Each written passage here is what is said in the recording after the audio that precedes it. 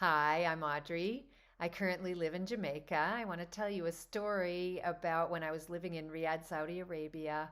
I was a PE teacher, and one summer while we were off on vacation, we had requested that a track be built. And the contractor came and built the track for us. And if you know anything about running on a track, typically a track is 400 meters long, but you can imagine that the 400 meters is measured on the inner circle, on lane one.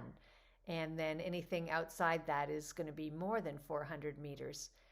But on this track, while they were building it, there was a grassy hill on one side, a grassy knoll, we used to call it. And they didn't want to plow down, or they maybe didn't think they should plow down this hill, and so they just built the track around it. So the track went around on one side, and then it had this big S curve in it. And so it became really awkward when we tried to have students run the mile, because you want to finish your mile on a nice straight line, and it was really difficult to find that spot. Plus, the way they measured it, the contractor measured it, the 400 meters for for one revolution was down the line between lanes 2 and 3.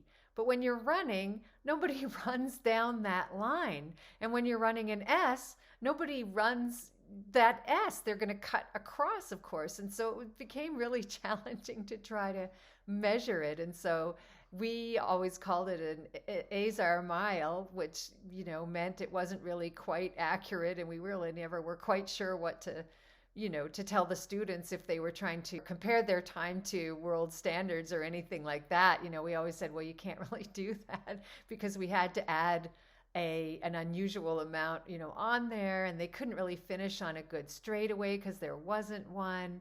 And it was just crazy. But that's one of the things that happens when you're overseas, and you just kind of get used to things being not exactly what you're used to. That's part of the fun.